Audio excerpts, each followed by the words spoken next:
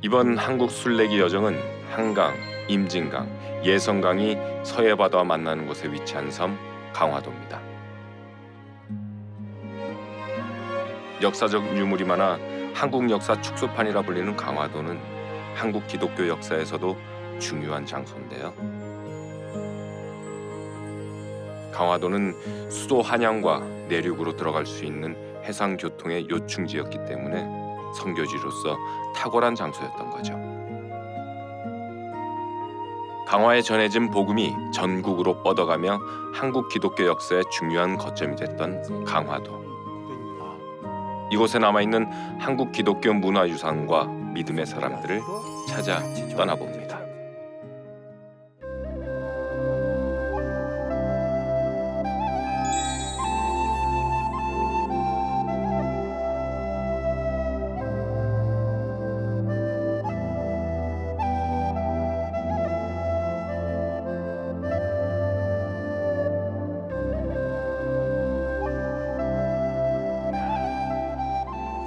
네, 여기 제가 지금 있는 곳이 강화도인데요. 강화도에서 가장 중심부인 강화읍에는 아주 독특한 기독교 문화유산이 남아 있습니다. 이렇게 얼핏 보면은 불교 사찰 같기도 한데요. 이곳이 바로 우리나라에서 가장 오래된 한옥 성당인 대한성공회 강화성당입니다. 대한성공회가 강화도에 세운 우리나라 최초 한옥 성당인 성공회 강화성당. 1900년도에 세워진 강화성당은 팔짝 지붕의 전통 목조 건물로 지어져 외관만 보면 성당이라기보다 오히려 불교 사찰에 가까워 보입니다.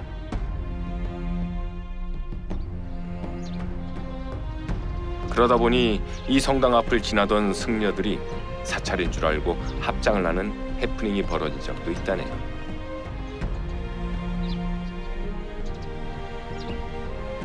겉보기엔 전형적인 한옥이지만 그 안에 기독교 상징인 십자가 문양도 새겨져 있습니다.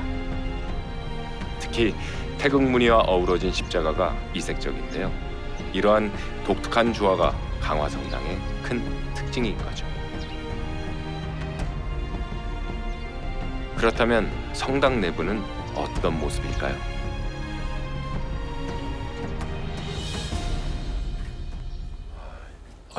안녕하세요. 어서 오세요. 네. 반갑습니다. 서태합니다. 네. 아니 겉에서 볼 때도 굉장히 좀 놀랐는데요. 안에 들어오니까 또 굉장히 독특한 양식으로 지어진 교회네요. 네, 서양 기독교가 우리나라에 들어오는 과정에서 토착하는 과정에서 네. 기존의 문화, 종교, 신앙과 조화를 이루기 위한 노력이 우리 성당에는 곳곳에서 찾아올 수가 있는데 건축 당시 한옥이지만 서양 건축 양식대로 지었어요. 기둥이 쭉 늘어서 있고 열지식이라고 해서 기둥이 쭉 늘어서 있고 이층 구조로 돼서 자연 채광을 받는 것은 서양 건축 양식의 바실리카 건축 양식의 특징이거든요. 그러니까 한옥을 서양 건축 양식대로 지어서 동서양의 문화가 만나서 조화롭고 아름다운 성당이 만들어졌기 때문에. 영국 성공회가 복음을 전하는 방법은 그 지역 관습이나 풍속을 훼손하지 않고 유지하는 토착화 방법이었습니다. 그래서 성당 외관은 한옥 양식으로, 내부는 서양식 교회 건축 양식을 따라 전통 예배 공간을 만든 것이죠. 그럼 이 모습이 이 옛날 예전에 처음 모습 그대로인 건가요? 기둥이나 보 이런 큰 골격은 건축 당시에 그 모습 그대로 원형을 유지하고 있는 거예요. 성공회 성당은 트롤로프 주교가 설계, 감독하고 경복궁 공사에 참여했던 대궐 목수가 공사를 주도했는데요. 100년 넘게 그 자리에서 주일 예배를 드리고 있을 정도로 원형 그대로 보존되고 있는 곳입니다. 이 자체가 역사네요. 기독교의 역사. 그렇죠. 이걸 뭐라 그러죠? 이것도 굉장히 좀 독특하네요. 네, 이곳은 네네. 우리 성당을 상징하는 깃발입니다. 여기 이 성당을 우리 상징하는? 성당. 네. 근데 이거 자세히 보다 보니까요. 좀 눈에 익은 이 문양이 있는데 그 절에서 많이 보던 그런 만자 아닌가요? 여기에? 맞습니다. 네네네. 이게 이제 불교를 상징하는 네네. 만자가 열쇠 그죠. 부분에 들어가 있어요. 예. 건축 당시에 가장 많이 퍼져 있던 종교가 불교. 그렇죠. 장난. 토착돼 있던 원래 있던 기존에 있던 종교들을 다 배척하지 않고 같이 그렇죠. 조화를 이루. 소통을 하면서 조화를 네. 이루는 그런 방식으로 전도를 처음에 시작하면서 기독교가 여기에 뿌리를 두게 됐군요. 그렇습니다. 네. 기독교 신앙의 정체성을 유지하면서도 조선인의 고유성을 존중하기 위한 노력이 성당 곳곳에 잘 나타나 있습니다.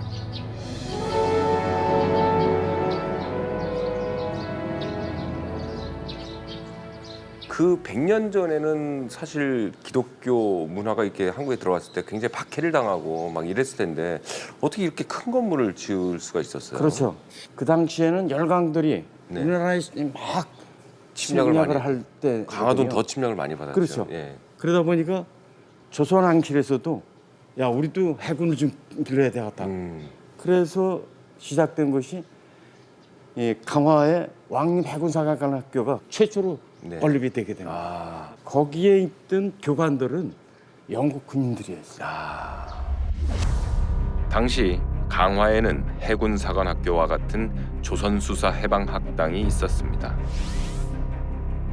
이를 맡은 영국 군인들이 강화에 거주하면서 강화도민들은 영국인에 대한 좋은 이미지를 갖게 된 것입니다.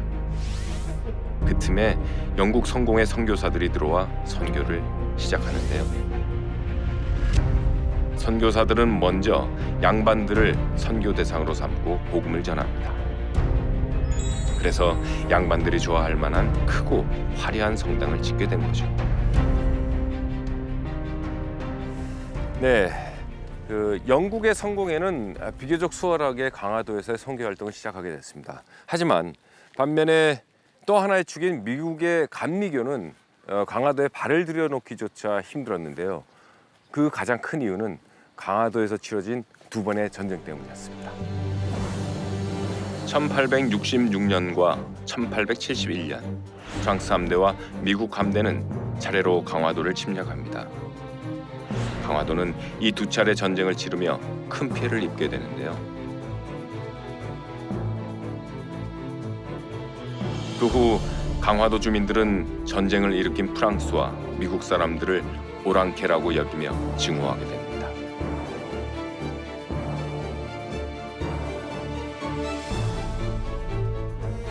그러다 1892년 미국 감리교 존스 선교사가 복음을 전하기 위해 강화도에 들어오려고 하자 강화도민들은 강화산성 남문에서 그를 쫓아내버립니다. 전쟁이 벌어진 지 20년이 넘었지만 여전히 미국인에 대한 반감이 있었던 겁니다. 네, 그런데 불과 1년 뒤인 1893년도에 미국 감리교는 드디어 강화 선교의 문을 열게 되는데요. 그때 결정적인 역할을 한 사람이 바로 이승환입니다.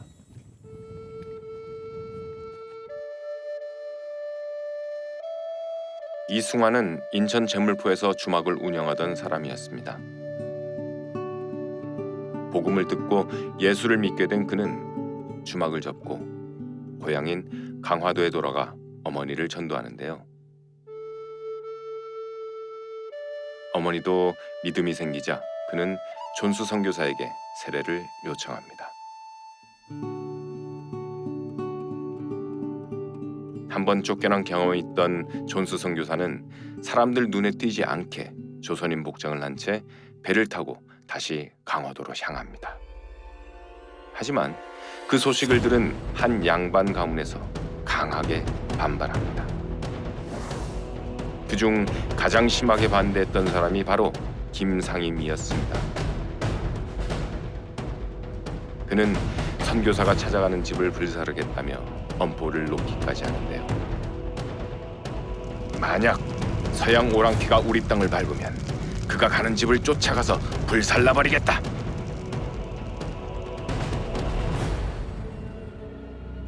이 얘기를 들은 존수 선교사는 자신 때문에 이승환 집과 그 가족이 해를 당할까봐 배 위에서 세례를 베풀기도 합니다. 이승환은 어머니를 업고 배로 모시고 와 선상 세례를 받게 된 것이죠. 존수 선교사는 김상임 가문의 반대로 강화도 땅을 밟지도 못하고 선상에서 세례를 하게 됩니다. 그런데 더 놀라운 일은 그 이후에 벌어집니다. 선상 세례 사건 이후에 복음을 받아들이고 변화가 된 사람이 있었습니다. 그는 바로 선교사를 강화도 땅에 발도 못 붙이게 했던 김상임이었습니다. 경주 김씨 가문 유학자이자 강화 대지주였던 김상임. 그는 강화 땅을 밟지도 못하고 배 위에서 세례를 베푸는 존수 선교사의 모습을 보고 큰 감동을 받게 됩니다. 그 후 복음을 들은 김상임은 진리를 깨닫자마자 그 자리에서 상투를 자르고 예수를 믿기로 결심합니다.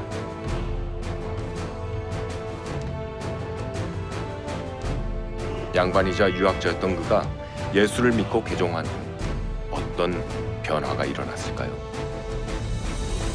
강화에 세워진 최초 교회인 교산교회에 그의 흔적이 남아있다고 해서 찾아가 봤습니다. 안녕하세요. 어서 오세요. 네, 안녕하세요. 세타입니다. 아, 예, 반갑습니다. 우리 네네. 강화에 어머니께 오신 것을 환영합니다. 네, 감사합니다. 네. 이것이 어떤 것인가요? 아, 여기가 네네. 우리 저 120주년 네. 기념 역사관이에요. 여기가요? 네네. 네. 제가 한번 네. 좀 안내해 드리겠습니다. 예, 알겠습니다. 네, 들어가시죠. 네네. 네네.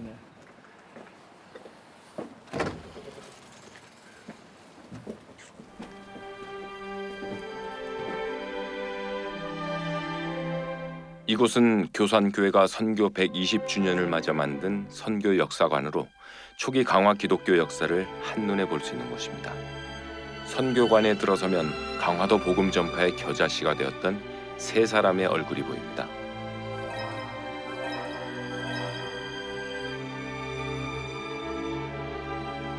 그중 가장 놀라운 변화를 보여준 사람이 바로 김상임이죠. 전도사님께서 그럼 개종을 하고 나서 이분의 무슨 삶이나 모든 게 어떻게 많이 바뀌셨나요? 많이 바뀌었죠. 네. 이제 이분이 그 개종하고 나서 양반과 서민, 서민과 양반들이 서로 이렇게 어우러지는 그때 당시로는 상상할 수 없었던. 그렇죠. 왜냐하면은 반상의 차별이 엄격했던 시절이기 때문에 같이 마주 앉지도 않았고 네. 같이 상종을 안 했어요. 그런데 이제 복음이 들어가니까 사람들이 변화되고 서로 하나 되는 그런 일들이 일어나게 된 것 같습니다. 그 당시로 보면 굉장히 큰 이 변화였겠어요. 말할 것도 없죠. 네. 네, 네. 개종 이후 김상임의 삶은 완전히 달라집니다. 그는 마을의 가신과 신당을 불사를 뿐 아니라 신분 차별이 심했던 그때 부녀자와 천민에게도 차별 없이 복음을 전합니다. 말씀 그대로의 삶을 살았던 거죠. 김상임이 예수를 믿기 시작하자 그 파급 효과는 엄청났습니다. 처음엔 이승환 집에서 3-4명이 모여 예배하는 작은 교회 공동체였는데 김상임이 예배에 참석한 후 교인이 50여 명으로 늘어난 겁니다. 천민, 양반 할 것 없이 모두가 한 자리에 모여 예배를 드리게 된 거죠.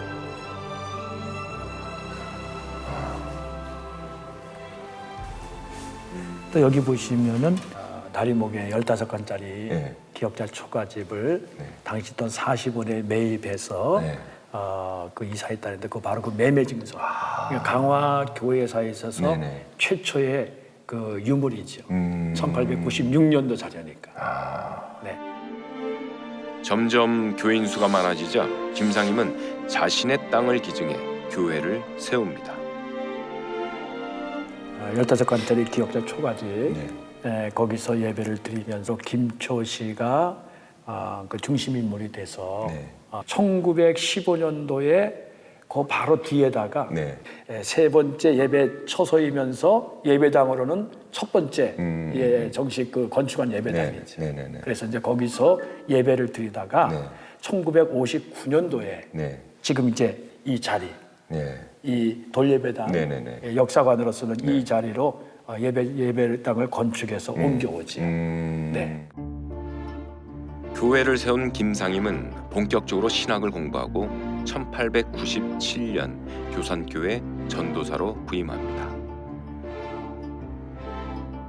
그는 전도사가 된 후 강화 지역에서 가정교회를 포함해 10여 곳의 교회를 맡아 사역하며 전도에 힘씁니다.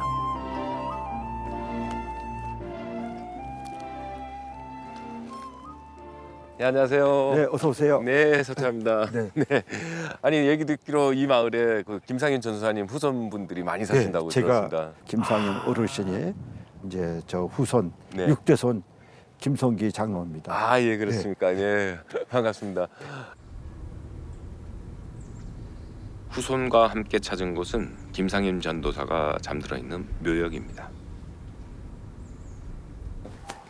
아, 우리 김상임 전도사님 네. 묘가 네. 요 바로 위에 있습니다. 아, 요쪽에 여기. 있어요? 네. 전도사가 된 후 누구보다도 앞장서서 복음을 전했던 김상임 전도사. 하지만 그는 전도사가 된 지 4년 만에 세상을 떠나고 맙니다. 그에게 무슨 일이 있었던 걸까요?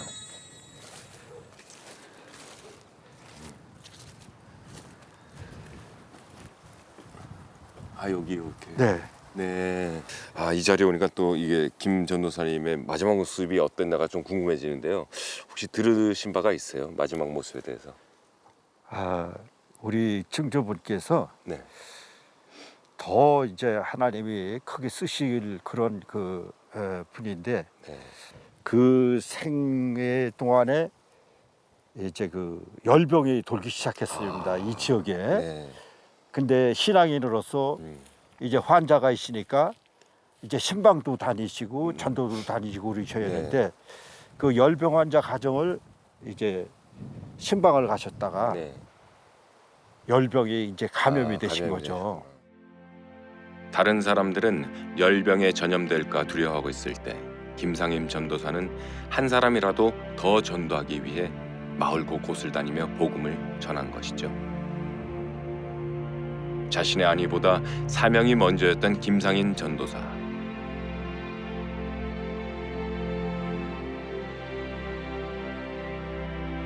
그는 목사 임명을 한 달 앞두고 열병에 감염돼 53세 나이로 세상을 떠납니다.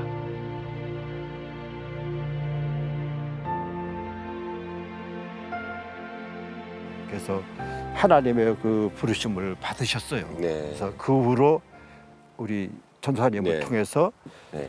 믿음 이런 거를 보고서 또 이 복음이 더 강화 지역에 확대되기 시작했습니다. 예수를 믿고 회심한 후 하늘의 미랄이 된 김상임 전도사.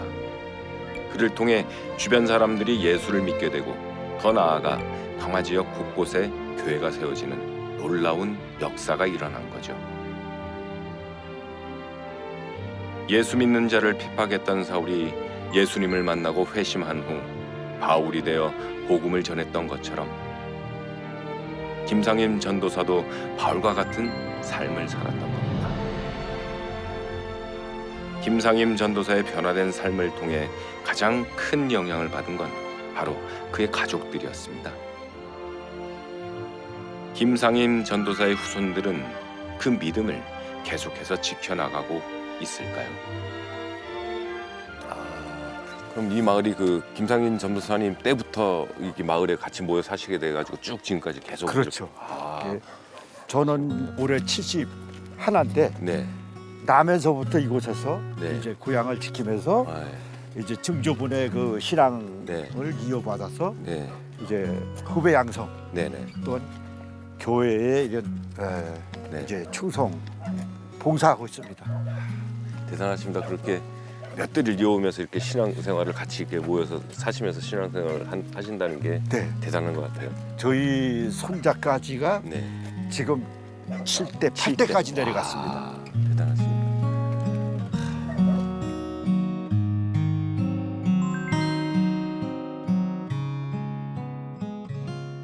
아, 저기예요? 네, 여기가 아, 예. 김상임 아, 이제 전도사님 네네네. 증조분 네네. 생가입니다. 아, 아, 그럼 굉장히 오래된 집이네요, 여기가. 그렇죠. 교회 역사나 네. 우리 여기 대전과 네. 가족의 역사나 똑같다고 보시면 돼요. 김상임 전도사 생가터에 살고 있는 후손을 만나봤습니다. 자, 인사드리시죠. 네. 우리 김상임 전도사님, 네, 우리 네. 증조분의 네. 이제 고조 면호님, 네, 안녕하세요. 권사님이시고요. 네, 안녕하세요, 권사님. 네. 앉으시죠. 아, 예, 예.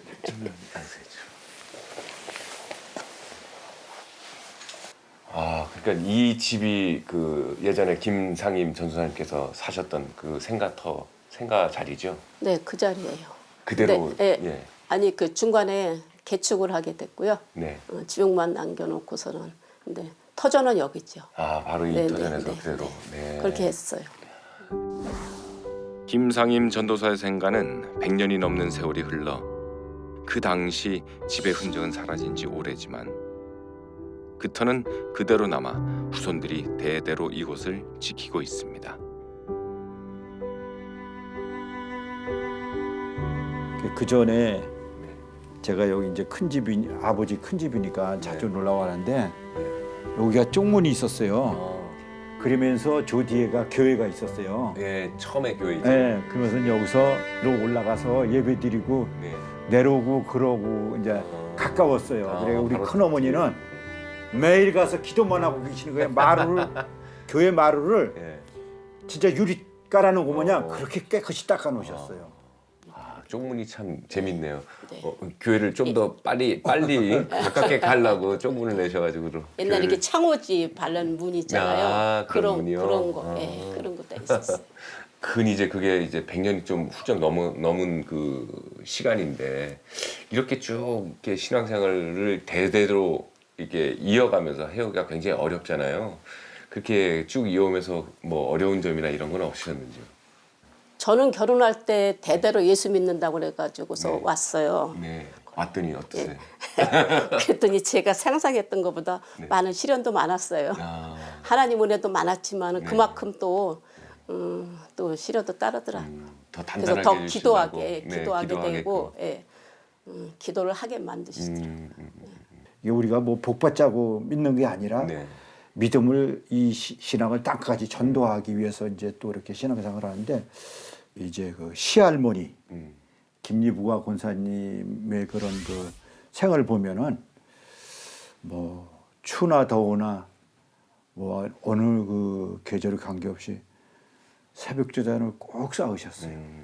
김리부가 할머니께서는 그러니까 김상인 전사님의 손주면은 손주 며느리. 아. 저희 큰 어머님이시지. 네, 네, 네. 김리부가 할머니가 이렇게 강화 온 저기를 다니면서 전도도 많이 다니셨고 찬송가를 그렇게 많이 한 300여 곡 네. 그렇게 저걸 하셨다고 그러시더라고요. 다 외우셨어요. 그 300여 곡. 예, 그걸 그렇게 많이 부르시고 부르시고. 그러죠. 예. 찬송 할머니로 불릴 정도로 찬송가 300여 곡을 외워 부르며 찬양과 복음을 전했던 김리부가 권사. 시험이 찾아올 때마다 김리부가 권사는 기도의 씨앗을 뿌렸고 기쁠 때나 슬플 때나 늘 찬송했습니다.